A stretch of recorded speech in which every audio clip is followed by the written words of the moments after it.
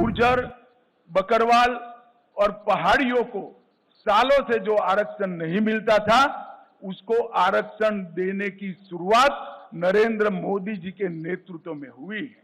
उमर साहब, चुनाव का नतीजा जो आए वो आए, हम गुर्जर, बकरवाल और पहाड़ी के आरक्षण को आपको छूने नहीं देंगे, ये बात आप याद रखें। पहले डेमोक्रेसी 3 परिवारों में सीमित होकर रह गई थी।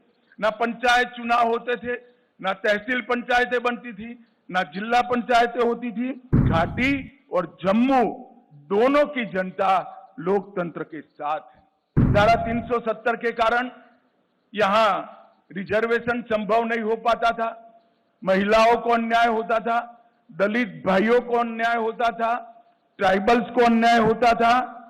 भारतीय जनता पार्टी की नरेंद्र मोदी सरकार ने यहां आरक्षण को जमीन पर उतारने का काम किया है।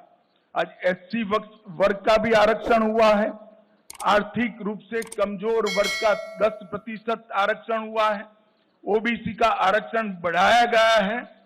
गुर्जर, बकरवाल और पहाड़ियों को सालों से जो आरक्षण नहीं मिलता था, उसको आरक्षण देने की शुरुआत नरेंद्र मोदी जी के नेतृत्व में हुई है। हमने एनसी का एजेंडा देखा है, उन्होंने कहा है कि हम इस पर पुनः विचार करेंगे। मैं श्री उमर अब्दुल्ला को बताना चाहता हूं, उमर साहब, चुनाव का नतीजा जो आए वो आए, हम गुर्जर, बकरवाल और पहाड़ी के आरक्षण को आपको छूने नहीं देंगे, ये बात आप याद रखें। ये भारतीय जनता पार्टी का संकल्प है। भाई और बहनों, ग्रास रूट डेमोक्रेसी, पहले डेमोक्रेसी 3 परिवारों में सीमित होकर रह गई थी। ना पंचायत चुनाव होते थे, ना तहसील पंचायतें बनती थी, ना जिला पंचायतें होती थी। भारतीय जनता पार्टी की सरकार ने ग्राम पंचायत, तहसील पंचायत, जिला पंचायत और म्यूनिसिपैलिटी के चुनाव कर पंचायती राज को बहाल करने का काम किया है और यहां लोकतंत्र को प्रस्थापित किया है।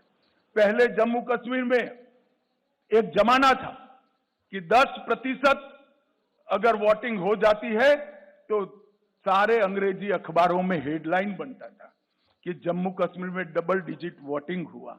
आज मैं बताना चाहता हूं, ब्लॉक विकास परिषद के चुनावों में 98.3% और अभी जो हुआ आम चुनाव उसमें 58.46% वोट, जो रिकॉर्ड वोट है, जो बताता है कि घाटी और जम्मू दोनों की जनता लोकतंत्र के साथ है।